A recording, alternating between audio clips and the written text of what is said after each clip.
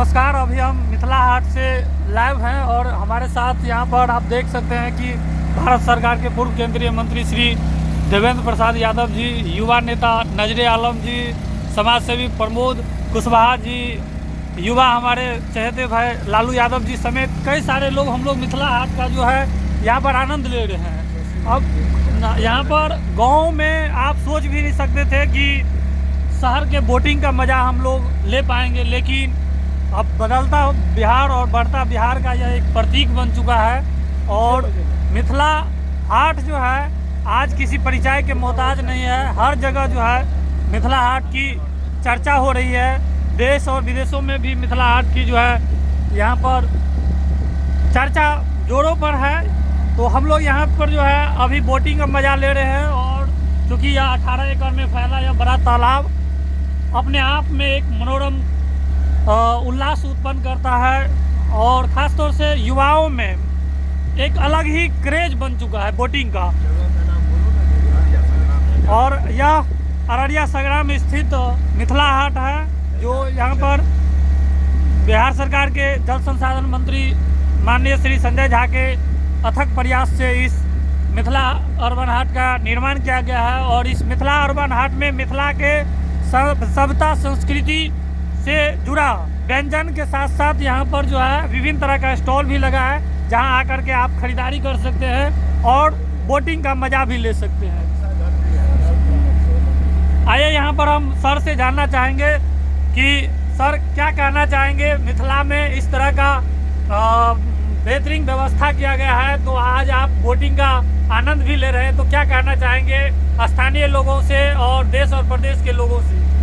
देखिए, वो ऐसा रमणीक स्थान है ये झंझारपुर अररिया एक ऐसा सेंटर है झंझारपुर क्षेत्र के अंतर्गत जो हमारी परंपरा थी पुरानी, जो धरोहर रहा है। जैसे यहाँ भंसाघर से एक उदाहरण की रूप में स्वरूप में है, लेकिन इस तरह से जो पौराणिक संस्कृति है उसको पुनर्स्थापित करने का भी संकेत यहाँ से मिलता है।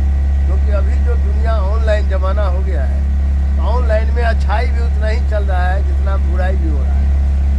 ऑनलाइन में दोनों का गति एक है, क्योंकि आप देख रहे होंगे ऑनलाइन सिस्टम में खाता से बिना OTP नंबर के भी पैसे उड़ जाते हैं। तो ऑनलाइन में ये देखिए अच्छाई तो है कि दुनिया भर मुट्ठी में आ गया।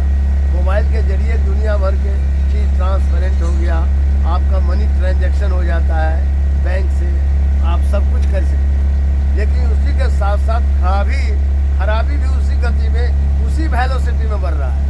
जैसे बिना OTP का अभी बिहार के चीफ सेक्रेटरी का पैसा उड़ गया था। तो मैं इसीलिए कहना चाहता हूँ, अच्छाई को पकड़िए, बुराई को छोड़िए, ये मेरा संदेश है। जो बुराई है, जितनी अच्छाई है उसको तो अंगीकार करना चाहिए, स्वीकार करना चाहिए बढ़ते हुए विकास के समय में। लेकिन जो बुराई है उसको जब हमारा ऑफलाइन था तो नाड़ी छूकर बीमारी का पता चल जाता है। अब 2 बार ब्लड टेस्ट होता है तो सही पता नहीं चलता। इसीलिए दोनों की अलग अलग महिमा है।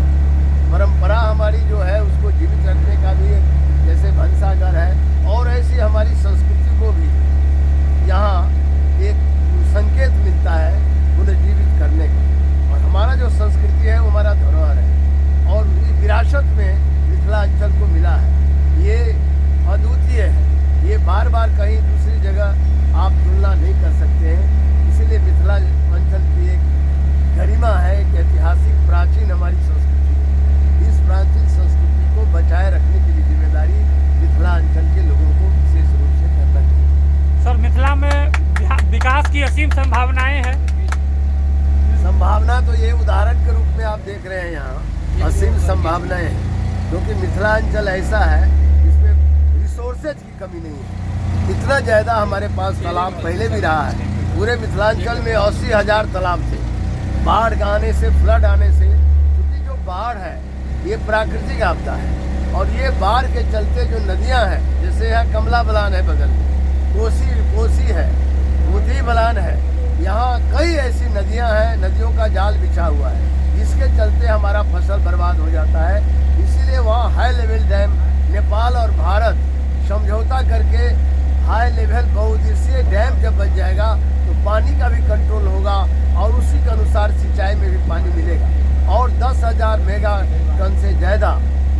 से ज़्यादा बिजली पन बिजली मिलेगा, जो सस्ते दर पे मिलेगा। अभी जो बिजली मिल रही है जो महंगे दर पर, उसको पन बिजली से हम 7 राज्यों में पन बिजली का उपाय कर सकते हैं। उत्पादन इतना हो जाएगा, नेपाल भारत की जो नदियाँ हैं उस पर यदि हाई लेवल डैम बन जाए, मल्टीपर्पज डैम, ये जरूरी है, समय की जरूरत है। और परमानेंट समाधान होगा बाढ़ का।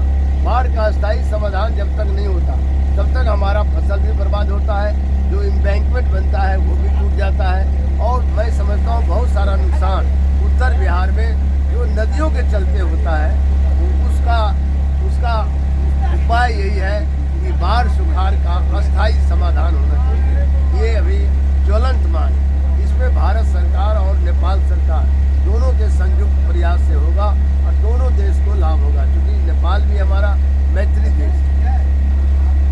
तो ये थे हमारे साथ भारत सरकार के पूर्व मंत्री केंद्र श्री देवेंद्र प्रसाद यादव जी, जिन्होंने मिथिला के विकास के साथ साथ मिथिला की सभ्यता, संस्कृति और धरोहर को बचाए रखने के लिए भी लोगों से अपील किए। तो कहीं ना कहीं आप देख सकते हैं यह नज़ारा जो है ये दिल्ली, मुंबई, लंदन का नहीं बल्कि एक गांव का है। वो गांव मिथिला का है, अररिया संग्राम, जो राजनीति का कहीं ना कहीं ये गढ़ माना जाता रहा है, लेकिन अब मिथिला के सभ्यता, संस्कृति और विरासत को भी संजोए रखा है।